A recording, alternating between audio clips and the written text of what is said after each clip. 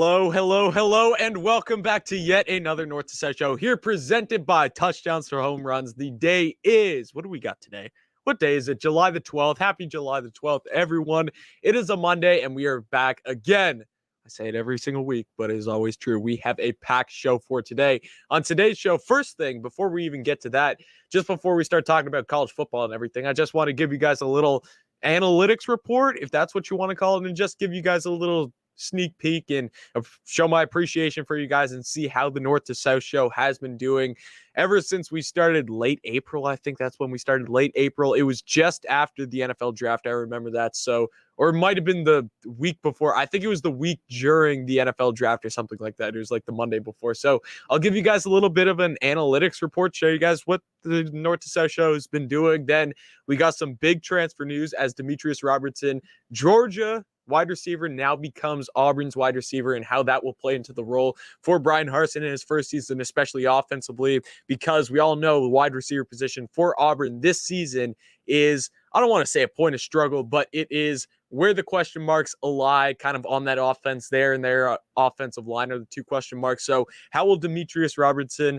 help out the Auburn Tigers? And then we are going into my SEC unit position draft. Now, if you watch my Big Ten predictions video, you want to see me do that in the middle, just something quick. It was something really quick I did, but it was something very interesting. It is where I have all of the units from all the SEC teams, and I have to try to build the best team I possibly can by taking units from each team, although I can only take one team at a time. Like, I can only take one unit from Alabama, I can only take one unit from Georgia, one unit from LSU, one unit from Kentucky, one unit from Auburn, one unit from Arkansas, all that kind of stuff. So I built two teams in that sense. That's what we're going to have for today. Just a heads up, there will be no live show on Wednesday. I'm busy Wednesday, unfortunately, but I will do a pre-recorded episode, and we are going to have a lot of previews there. We're going to do LSU, Florida. Then I'm pretty sure we're going to get done. We're going to do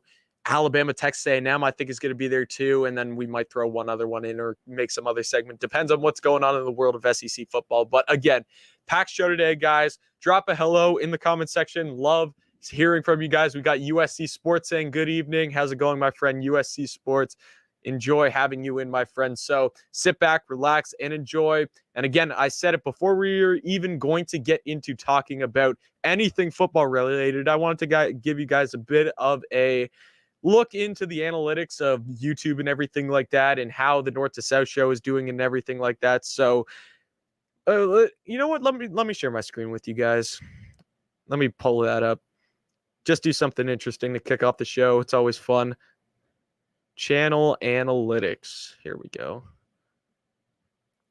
Let me know in the comments if you guys can see that. It looks like you can. So here we go. So what I've done in kind of this whole thing is I have made a folder in Touchdowns to Home Runs, like our YouTube channel and everything, that contains all of the North to South show videos. So you can see that this is all the stats from the last 90 days. Obviously, we didn't start until what day? April the 26th. And by the way, this is all the clip posts. So the clip posts have been doing really well. But here, let me remove this off the screen so you guys can see this better. There we go. Now you guys can see this better. But just going through some of the stats. So in total, we've had over 90,000 views, just over 90,000 views, 6,820 watch time hours, which is insane. Average view duration of 4 minutes, 31 seconds. Almost 850,000 impressions, which is pretty dang good in my opinion. And then you look at some of our best videos, the Justin Ross one. This one's funny because it was the first segment we ever did talking about Eric Gilbert returning to LSU, and obviously we all know how that turned out. He is now on the Georgia Bulldogs. The Georgia Clemson preview, LSU UCLA preview, Texas Arkansas preview, who has a better running back room, Florida Alabama preview, all things like this. Like you look at Auburn, Penn State. So there's a lot of previews that have done really well. You see Tennessee's down here, my expectations for Arkansas, little things like this that have done really well. And then going to geography, because this is something that I really love. You can see most of the views that we get are from the States, and that makes the most sense because we are talking about college football. Only 12 from Canada. I have no clue who that would be. Maybe some of my friends, something like that. But you look at the top states that we have Georgia is up there. Georgia's at number 1. Then we got Texas. Then we got Alabama, Florida, Louisiana, South Carolina, Arkansas, Tennessee, North Carolina. And we got California, Pennsylvania, Mississippi, and then going all the way down to Wisconsin with 10 views. But you can see you guys have made the North to South show something really, really special within the span of, I want to say 3 months. We've only been doing this for 3 months, but thank you guys so much. Great job, man. This isn't for me to brag at all. Like, this isn't what I'm trying to do. I'm trying to show you guys like how much I appreciate, because this is what you guys have built. I'm just the man on the screen who says the information and everything, but you guys are the ones who build the content and get me up every day and make me do all this stuff so I can get to this point. So I love and appreciate all of you guys for helping the North to South show get to this point. I know it's crazy how far it's come, and like it's only been 3 months if we're being honest, and it's nowhere. There's still a long way I want to go. Like, I'm not trying to act like this is like, oh my gosh, my big break and like this is huge, but like for what I started at and what I thought that this show was going to be until what it's turned into this point, it's been pretty consistent, and I'm really, really appreciative of all of you guys for tuning in constantly. So this was from me to show you guys just a world into the analytics, because it's not something that every single YouTuber shows you and everything like that. They don't always show you how many views they're getting, watch hours, all kind of stuff like that. So there you go. You got to get a sense of what the North to South show is doing YouTube-wise, and I just wanted to show you guys that and just thank you guys for everything that you've done to this point for me. So with that being said, we are all said and done with the analytics, just kicking the video off with something a little bit different and more interesting. I think I did that, honestly. There was one video like early on in my YouTube career. It must have been like my 1-year anniversary, the first like year I ever did it. On the exact date, I did like an analytics video, and like that I was doing. I had under 100 subscribers, something like that. I can't tell you how many video views I had. I couldn't tell you. It was probably like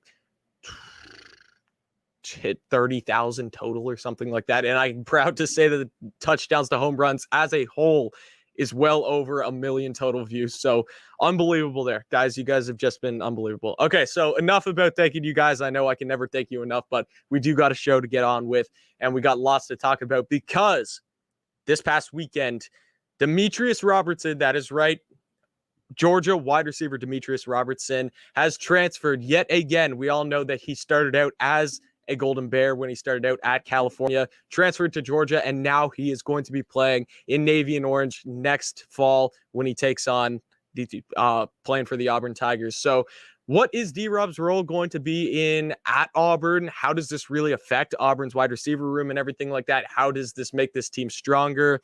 We could even talk how this affects Georgia, although I think I don't want to say that they're going to be just fine without him, because I feel like that's kind of disrespecting Robertson. But I think Georgia, we all know they're still pretty good at the wide receiver position. But first of all, let's talk about how D-Rob has got to this point and how he has done up to this point. So obviously started at Cal, I mentioned that. And then in a couple seasons after his first 2 seasons at Cal, transferred to Georgia and played 3 seasons with Georgia. First of all, in his freshman year ever, first season ever, he earned freshman All-American honors when he caught for 767 yards and 7 TDs in his freshman season. So obviously, Demetrius Robertson was a highly, highly recruited and highly thought of freshman when he first came into college football. So then the injuries started to hit, which is really unfortunate, because he's a really, really talented guy. Dealt with a lot of injuries over his time, whether at Cal, whether at Georgia. This guy has dealt with a lot of injuries. So up until then, the next season, didn't really do much, was dealing with injuries. And then it took until 2019. So after when he finally transferred to Georgia, when he finally had his next relevant season where he caught for 333 yards in 2019 and 3 touchdowns. Now you look at last season, and last season was a big, big struggle for Demetrius Robertson, as he only caught for 12 passes and 120 yards. So injuries have been killer for him. There's also something strange going on with him in terms of the law. And like I was reading that there's some arrest or like felony that he's charged for, something like that, something that's stealing a car boot. It was really difficult for me to read and like understand what was going on. So don't like fact check me on everything like that. All I know is that there's something going on with him and the police and everything like that, and they're trying to get that figured out for him to finally get to Auburn. But enough about that. We're here to talk about football. We're not talking about him outside of football. So I think for Auburn, and you look at Auburn, especially offensively this season, you know your strength. Their strength is the running game. You got Shivers, you got Tank Bigsby. They're really, really, really stacked in that backfield. I think we all know that. The quarterback position for Auburn this year, lots of question marks still. We don't know who's going to be the guy. Do you want Bo Nix? Do you want TJ Finley? We've talked about it multiple times on this channel. There's so many different scenarios that could be said. Like, what if Bo Nix isn't the guy? I'm guessing Bo Nix starts. In my educated guess, I would say Bo Nix starts for the Auburn Tigers. Now, I think if there's any change going to be made, it's going to be made after that Penn State game. So you're going to be looking at week 4. The Georgia State game is when maybe your TJ Finley steps in and takes over. Maybe when your Davis steps in for Auburn and takes over. I don't know, but that would be my educated guess right now, is that Bo Nix will be the starting guy. So he will most likely be catching passes from Bo Nix this fall. So where does Auburn win with Demetrius Robertson? Now, the wide receiver position, we talked about it a bit earlier, kind of a weak spot for Auburn right now. You could lose guys like Seth Williams last season, obviously, I think one of the better wide receivers in the SEC for sure. You lose the fastest guy in all the NFL draft in Anthony Schwartz. You lose a guy in Eli Stove. So those are 3 of your top pass catchers for Auburn, all leaving, going on to the NFL. You look at who they have left. You got Canyon, who is going to be, in my opinion, right now without Demetrius Robertson. And I kind of talked about this leading up to the season and all my previews for Auburn and everything like that. He's my guess for the best guy that Auburn has at the wide receiver position. But I also look at another guy like Xavier Capers to be another really, really big target for Auburn this season. What I see for Demetrius Robertson and how he fits into this role at Auburn is this is your third down guy. Going back and watching through all of his tape, this isn't a guy that really is going to be a huge deep threat. He's not going to catch many 30-plus yard balls. If you look at most of the passes that he had been targeted, I could say only 2 of them from all the targets that he got last season, because I just went back and watched them all, only 2 of them were 20-plus yards, and he only caught 1 of them. He missed one that was thrown by DeJuan Mathis against Florida, and then JT threw a nice ball to him in Mississippi State, and it was like a 20, 25-yard game. But this isn't the guy who's going to be your huge deep ball threat, who's going to make many explosive plays down the field. This is just a guy, watching through his tape and everything like that, he has a knack for finding open field, and I think that's really, really key and good for Auburn this season, especially when I talk about this guy being your third down guy, because this isn't your guy, again, to be a deep ball threat. This is your guy to run. He works the outside really, really well, whether that's on curls, whether that's on flats, whether that's on out routes. He has been working the outside really, really well, and that's where you saw most of his pass targeted to with Georgia. Also, he's really good at the wide receiver screen. That's where Georgia used him a lot last season. Wide receiver screen, wide receiver sweep, all that kind of stuff. They threw a lot to him from behind the line of scrimmage. So you're going to see a lot of plays like that where you're trying to get this guy into open space because he has the agility, he has the speed, he has all this kind of stuff to do some damage in that sense. He's not going to catch the ball that far down the field, but he can get that ball down the field. So that's where you're kind of looking at. You look at Auburn last season and how they did on third down efficiency and everything like that. This team was actually very, very good at it. Now, they went 45%, somewhere around 45%. If we're being very, very technical, they went 44.9% on third downs. That finished around 32, 35, somewhere around there in all of college football last season. Now, that's very, very good. But we know that Auburn is very run heavy, and I bet you a bunch of those, a ton of those were picked up in the rushing game. And sometimes in third down situations, you can only pass the ball. You're in obvious passing situations. For example, a 3rd and 7, most likely you're not handing it off to Tank Bigsby. 3rd and 10, most likely you're not handing it off. Even like a 3rd and 4 sometimes. Sometimes you need to throw that ball because that D-line has just been stuffing you all game, and you got to throw the ball to get that extra third down. This is your guy because he's not the guy that is going to beat you deep. Again, I said it. I feel like I'm repeating myself, but he gets open, and he gets open quick for those short 5 yards down the field, 10 yards down the field. He will find open space, and he will give you a spot to throw the ball to him to get that first down. So that's where I really, really see D-Rob working well with Auburn this season, is being that third down guy and getting into open space and being able to find him and maybe even do some damage down the field in terms of once you get him the ball in open space, run him some wide receiver screens, hit him on the outside, get him in one-on-one matchups, and let him beat out his cornerback. Demetrius Robertson, I think, is a great pickup for an Auburn Tigers team that, let's say, if there's any player other than quarterback, excluding the quarterback position, if there's any position of player that Auburn could have gone out and got, I would have taken a wide receiver 110%, because even offensive line, like, I'd say the offensive line is weaker than the wide receiver position, but one offensive lineman isn't going to change your whole offensive line. One wide receiver, on the other hand, I don't want to say it changes the whole room, but it gives you one more target to throw to a lot and get a lot of yards and all that stuff, where one offensive lineman, hey, you still got to block 3 other defensive linemen or 4 other defensive linemen in that sense. So that is the first segment, guys. That is just talking a bit about Demetrius Robertson transferring over to Auburn.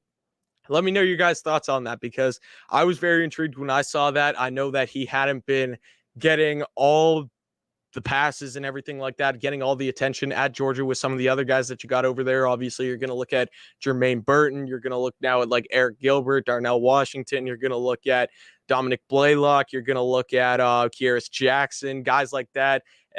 Mitchell, who they're big 5-star wide receiver that they just got. So Georgia is stacked at the wide receiver position, so it was good for him to get out and get somewhere where he can get more passes. And I think Auburn is honestly a great place. Auburn or South Carolina. Obviously, I'd love for him to come to South Carolina, because we know our wide receiver position right now, it's a bit of a struggle. I think it's getting better. I think Gamecock fans are becoming more confident as the offseason goes on in what we're going to have at the wide receiver position, but I wouldn't put it up at all against the likes of like your Alabamas, your Georgias, your Texas A&Ms, your LSU, your Floridas, everything like that.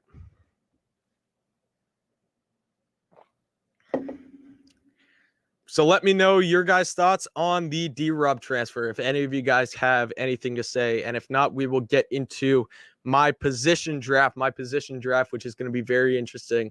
Did it with the Big Ten predictions. By the way, if you haven't gone and seen our Big Ten predictions, definitely go check that out, because it was a great video, long video, 49 minutes, something like that, but it is jam-packed. Everything you need to know going up to this Big Ten season. I know we talk about SEC football on here, but Big Ten's the second best conference in all of college football. Still lots of great and relevant stuff to be talked about and to be learned about that conference, because when it comes down to bowl season and everything like that, or even some of the regular season games, like who plays a Big Ten team this season? Someone's got to. Does any SEC team even play a Big Ten opponent this season? If I look at the big out of conference, you're going to have your Georgia, Clemson, you're going to have Miami, Alabama, you're going to have like Mississippi State, NC State, Texas A&M, Colorado. Who plays a Big Ten opponent? Missouri plays like Boston College, Kentucky. No, I don't even know if we play the Big Ten. So it's just going to come down to bowl season, but just know what's coming in bowl season, because we're probably going to play a Big Ten teams at some point in the playoff, or we're going to be battling against a Big Ten team to get the last spot in the playoff, something like that. So interesting stuff there. Okay, I got to go take a water break real quick. Just let the video run. And then when that is finished, we will be back with some more content. And again, fantasy draft, or the unit draft, is coming right up. So definitely stick around for that. Well, I'm out taking a drink of water and catching my breath to bring you guys some more amazing content. Let me tell you how you guys can contribute to the TDSTOHRS brand.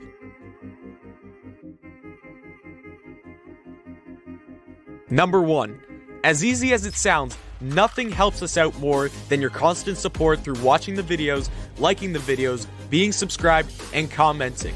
Your engagement is what is most important to us here at TDSTOHRS, and we appreciate your support. Number 2, channel memberships. Down below next to the subscribe button, you will see a button that says join.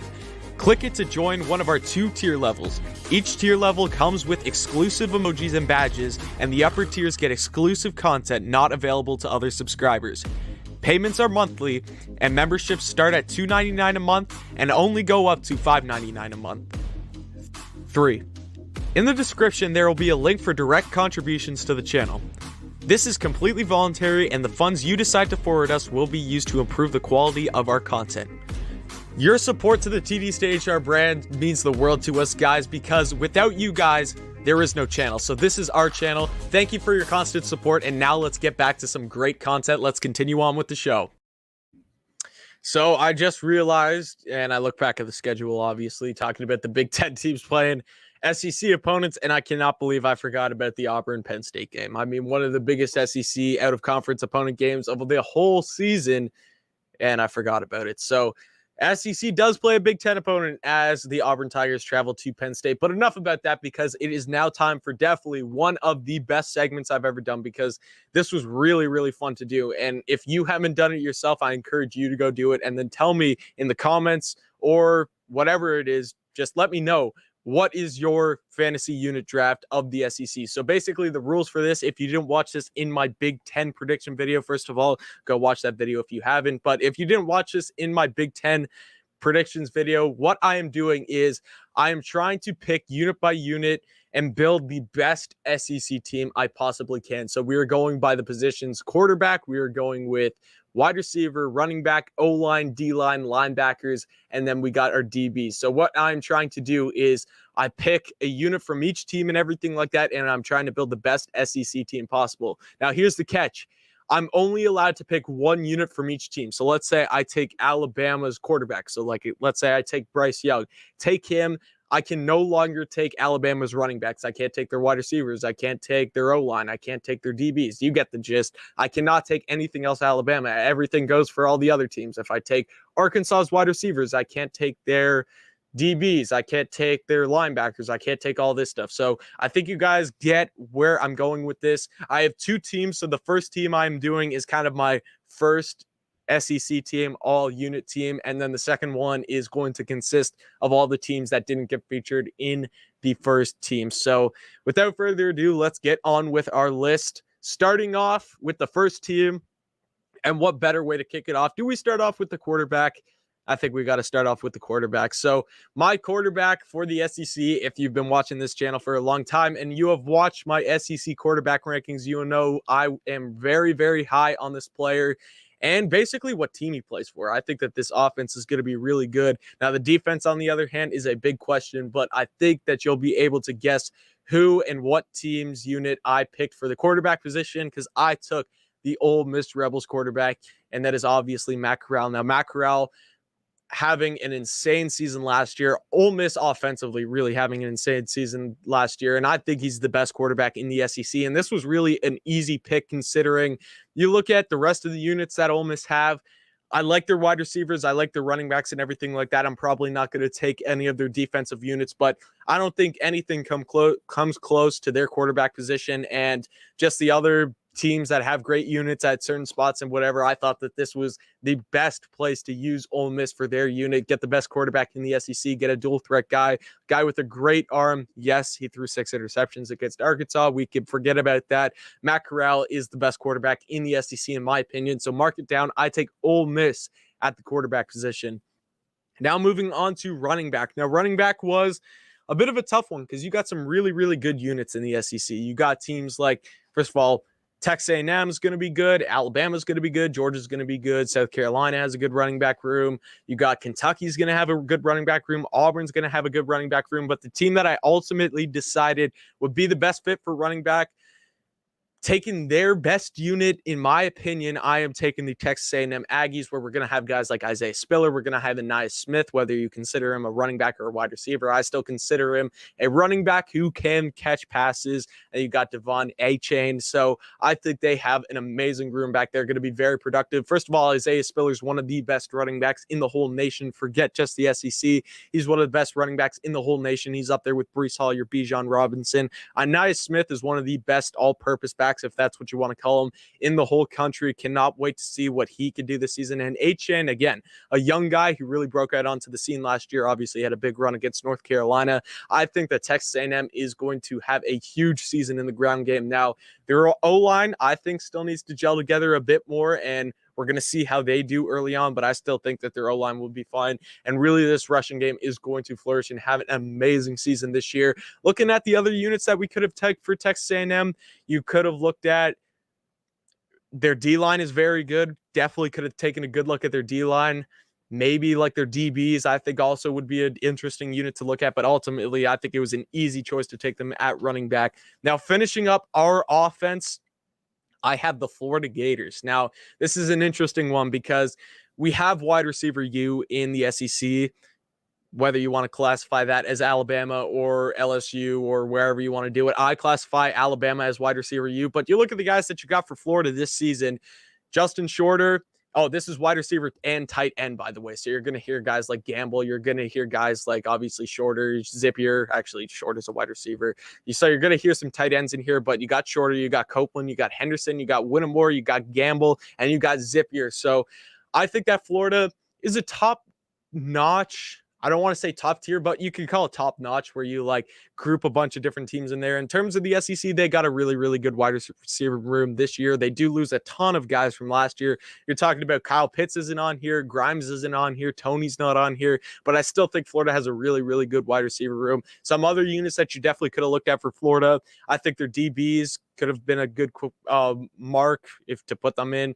Maybe their linebacking core, maybe even Emory Jones at the quarterback position. But ultimately, I think Florida was the best team to put at wide receiver with the teams that I'd already taken at other positions for obvious reasons, which we're going to get to in a second. But that's who I am taking at wide receiver. Now looking at the O-line. The O-line for my first team, all SEC unit team, is the Kentucky Wildcats. Now, Kentucky, again, same with Florida. They were the best team I could have taken from the teams I hadn't already taken. So Kentucky definitely has one of the best O-linemen in all the SEC and all the country for that matter in Darian Kinnard this season. But you also look at other guys like Kenneth Horsey, you look at guys like Luke Fortner.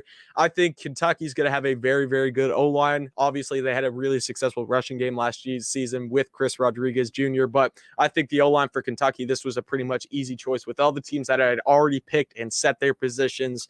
Kentucky was really the best team at O-line I could have taken. So I am taking the Kentucky Wildcats for my O-line. That finishes off our all first team offense, where we have Ole Miss at quarterback, Texas A&M's running back room, Florida's wide receivers and tight ends, and then we have Kentucky's O-line. So now moving on to our defense.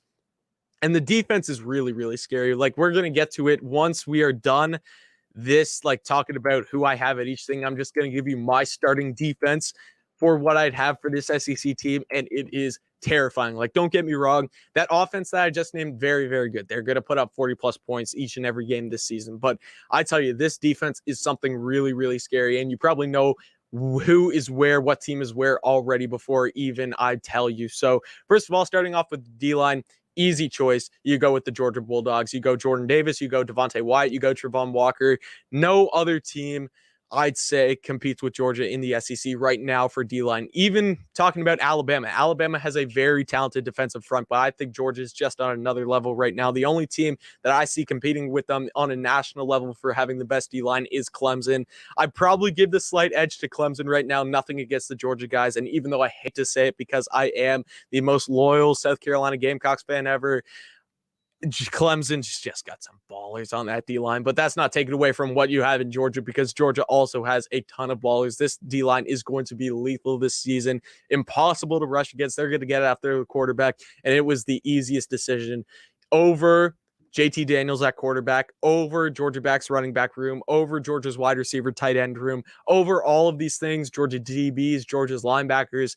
D-line was the easiest choice for Georgia, so I stuck them there. I think this might have been the first or second team I picked at the position as a total, because I didn't do this like orderly. I didn't go, oh, I want to take the best option at QB and then I want to take the best option at wide running back. I took the best option, or the teams that were most standout at each unit first. So Georgia was definitely one of those teams. Next up, we have our linebackers, and our linebackers, again, this was the easiest choice in the world. There's no team that touches this team in terms of linebackers, at least in my opinion right now. We have the Alabama Crimson Tide.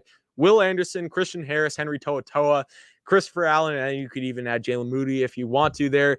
The talent that is on this team, the NFL, the Sunday talent that is in this linebacker room is very, very scary. And teams that got to go up against Alabama this season, this defense is going to be insane. Cannot wait to watch it. Like, you just talked about Alabama's D-line. They're good. You talk about Alabama's DB room. They're good, but I think their linebacking core is just something on another planet this season. Very excited to see what they're going to do this season. And then moving on to finally our DBs, I took the LSU Tigers. Now, there are a couple schools.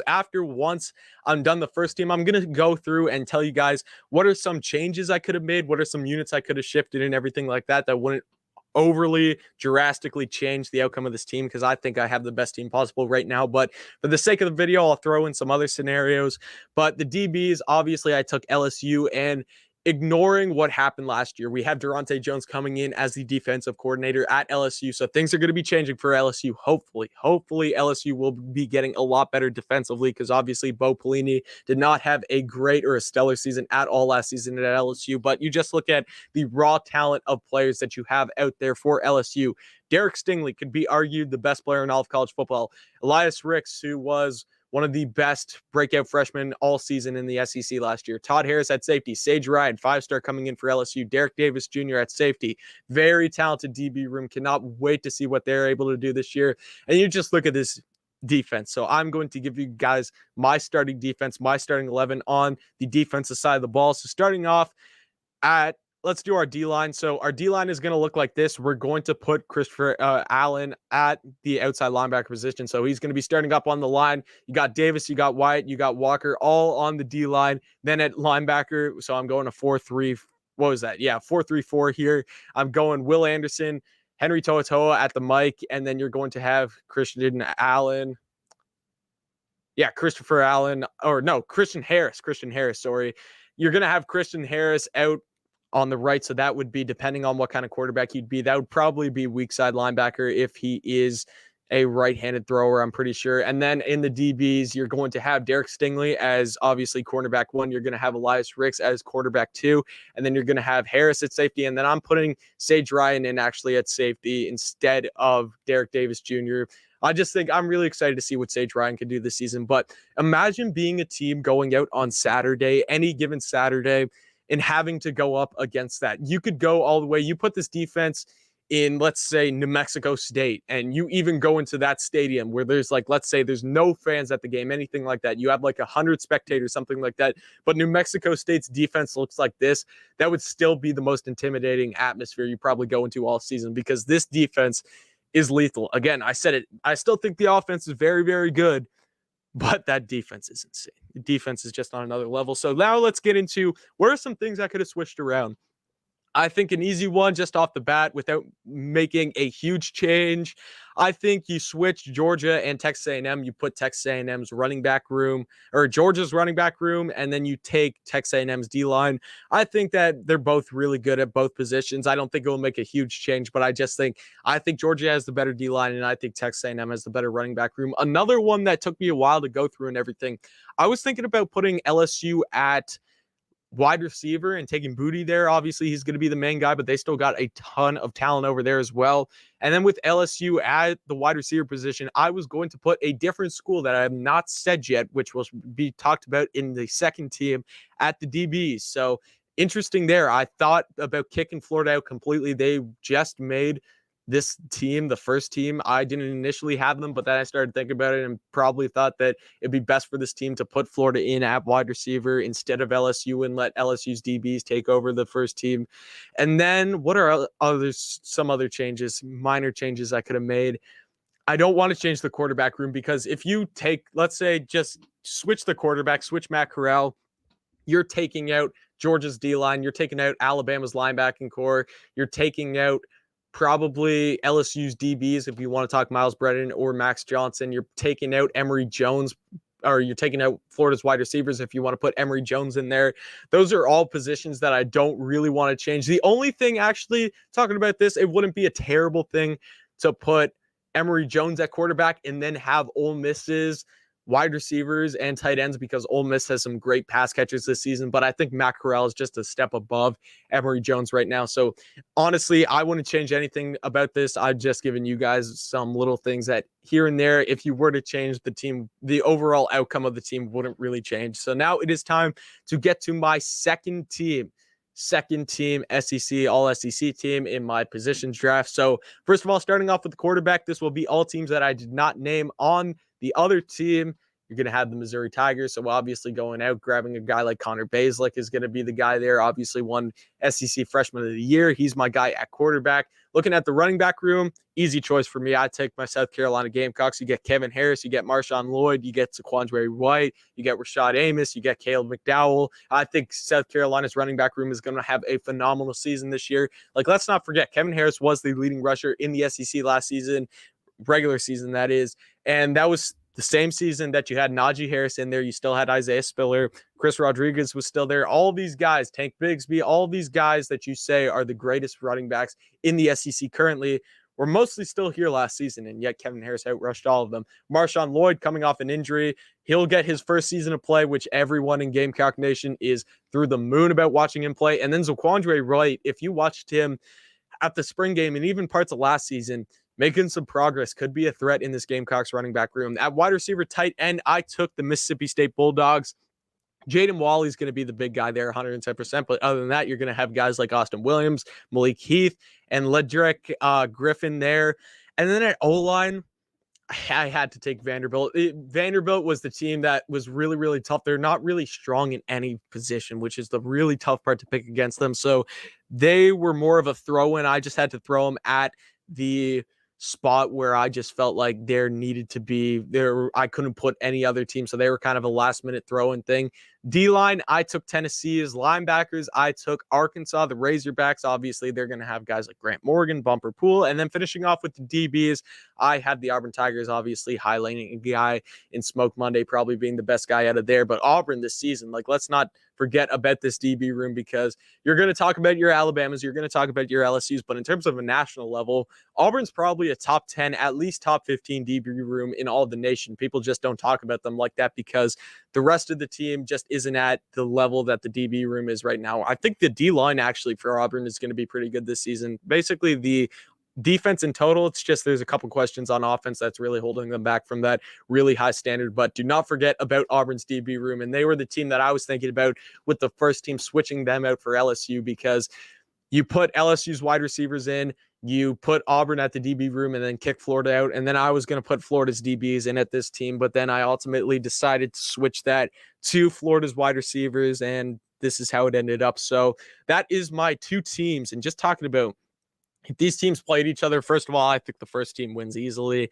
But if you switch the offenses and defenses, so like let's say you have team one's offense and team two's defense on the same team going up against team two's defense. Wait, team two's offense and team two's or team one's defense, something like what am I? Yeah. So you match up team two's offense with team two's defense, and then you have team one's offense with team two's defense. Who would win in that game? And I'm probably taking the team one defense and team two offense together, because look, I think that the offense is still decent for team two in the sense of you got a good young quarterback there in Connor Bazelak who's going to do some damage. South Carolina running back room is still going to be good. First of all, your O-line is going to be pretty terrible, but let's be honest, you're going up against the second team. If you're going up against the first team defense, which is now on your team, that would be a problem. Them going up against Vanderbilt's O-line, I would be extremely concerned. But even the wide receivers at Mississippi State, I think, are going to be decent. And you match that up with the insane defense of Stingley, Allen, Davis, Wyatt, Walker, Ricks, Anderson, Toa, Harris. You're going to have the other Harris, Todd Harris at LSU. You're going to have Sage Ryan. All those guys, it's going to be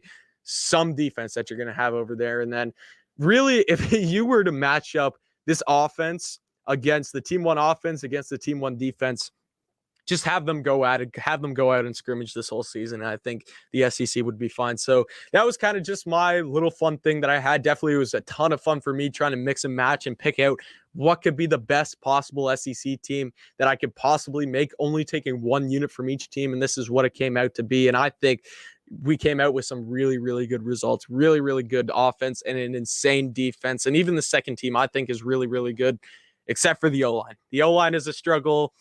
I just couldn't take anywhere else in Vanderbilt. I could not take anywhere else in Vanderbilt. The only other thing for Vanderbilt that I was thinking about doing was maybe putting their wide receivers in, but like they're still towards the bottom of the SEC in wide receivers. But I just thought that you're Vanderbilt's going to be at the bottom anyways at whatever position we're going to put them at. So we might as well put them at a position where it doesn't affect taking away a top tier unit from any other team. So those are my teams. Let me know how you guys feel. Let me know if you guys have any of your teams. I'd love to see them in the comments section. Also, I am posting the clip from last show, the over-under, just after this show is done. So we got lots and lots done today. Lots talked about today. Again, I appreciate you guys coming in. Any Q&As now? You guys have any questions? So let me know. Let me know if you have any questions. I think we got something here from Dean Scarborough. Sorry, I believe South Carolina has a better running back room and more talented than anyone else in the SEC. Look, I bleed Garden and Black. Love the Gamecocks. Love the Gamecocks running back room. If I'm being honest, I think they definitely have, I'd say, top 2 running back room in all the SEC. I really, really like the guys at Texas A&M. But look, Kevin Harris is going to be one of the top guys in all the country this season. It's just going to take for the national respect to come. It's really going to come down to how Marshawn Lloyd performs this season, because if he can match Kevin Harris's level of play, which I think we all know he can do, and I think they're going to both have their own kind of playing styles, this running back room will get the respect that we deserve. So right now, again, it's preseason and it's all talk and everything like that. It's talking season, as my buddy from the Spurs Up show would say, Chris. He'd say it's talking season, and just got to show it up on the field. We're going to see this season. We're going to see, is this Georgia running back room as good as everyone says? Is this Texas A&M running back room as good as everyone says? Heck, even Alabama's running back room. Like, I've been reading through my Athlon previews inside out, just reading them because I love reading about college football. And I don't really read, but if it's about college football, I'll read. But they think Alabama's going to have the number 1 running back room in the nation. So lots of different opinions going on in the SEC right now. And all I can say is, we're going to have to wait to the season to see how it actually plays out. We got John Jordan asking a question. Do I think Treylon Burks goes first round? Now, I think Treylon Burks is obviously one of the better guys in the SEC, but you look at the guys in the SEC wide receivers, you're going to have Kayshon Boutte, you're going to have John Mechie, you're going to have your Treylon Burks is going to be up there. Looking at some other teams, I'm trying to think. The wide receiver position isn't actually as strong as it usually is in the SEC this season. So I think that Treylon Burks is definitely here at the right time to go first round. The only problem is you have some really, really good talent around the nation. Just take a look at Ohio State. They're going to have 2 first rounders this season when you have Chris Olave and Garrett Wilson are both going to go off the board. As much as I hate to say it, Justin Ross is probably a first rounder. Trying to think. I don't think Oklahoma has any run right now because Marvin Mims is their best guy, in my opinion, and he's not going because he was just a freshman last year. Other wide receivers in other teams, I'm trying to think. Jahan Dotson might have a chance at Penn State. He's a really good guy. I'm not sure about Ronnie Bell at Michigan. Ty Freifogel at Indiana is probably up there too. So you got some really, really talented guys all around the nation. So if Burks goes out and plays a great season, and I think if the demand for wide receivers stays up in the NFL, because we've seen the last couple of seasons in the NFL draft, lots of wide receivers have been taken off the board. He's definitely capable of it. Now, saying that he will right now is a bit of a stretch because I just named about 6-7 guys that probably right now most teams would take ahead of him. But again, it's all going to come down to the season. I think Treylon Burks is definitely a second round talent, at least, if not late first. But we're going to have to see this season because there's some good wide receiver talent across the nation this year. Also, yes, Arkansas does have a good running back room. MSU number 1 fan. What did Bernie say about the bet? What bet? What bet are we talking about? All out of water. I always finish my waters after these because these shows take a lot of talking. You don't realize how hard it is talking for 44 minutes. I'm impressed that it's already 44 minutes because it honestly feels like 15 minutes for me, but that's just like muscle memory. But I remember first doing YouTube and everything, especially these live shows when I first started, talking for an extended period of time, especially to no one, like not saying no one, because obviously you guys see me on the other side of the screen and everything like that, and you're able to comment back, but not talking to someone face to face for this long, it's really, really challenging. It's hard to do. Tell you that. Got to have a good relationship with the mic. Got to be able to talk to the mic.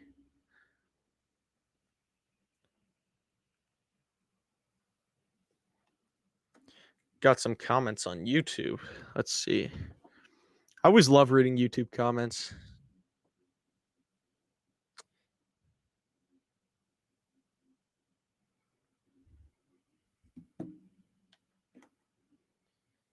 Here's some SEC basketball. Do your rankings. I still got to work on my SEC basketball for this season. I still think Alabama's going to be good. I think Kentucky's going to have a huge bounce back year. Think probably Arkansas is still going to be, although they did lose Moody, so I don't know. But Arkansas, I still think the Must Bus is going to be rolling. I think they're going to be good this season. My South Carolina Gamecocks, I know that they're in a bit of a bad situation right now in the basketball program. We still have Frank Martin. We're still on with Frank Martin. We lose AJ Lawson, who is probably our best player, but we get back Keyshawn Bryant and Jermaine Couisnard, who I think was huge for this season. If we want any shot of March Madness this season, both of those guys had to come back. So I think that's really, really good for us. And I think there's a bunch of guys this season you're just going to see for South Carolina finally get their chance to get out and play. And we just need someone big on the inside, whether that's Trayvon Minot or whether that's who else. I think Alonzo Frank transferred.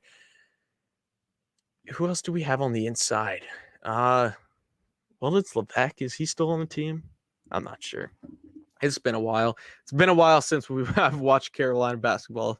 So that is the video for today, guys. That is our live show. Thank you guys so much for tuning in. Again, Wednesday's show will be pre-recorded, but actually next week, I think both videos will be pre-recorded because I'm busy the whole week next week. But we will be back late July, the live show will be back. So I appreciate you guys understanding. That doesn't mean the content will stop. I will still have many more videos for you guys to enjoy throughout the week, but it's just the live show will be on a temporary pause. So thank you guys for tuning in. Like down below and definitely come back next time.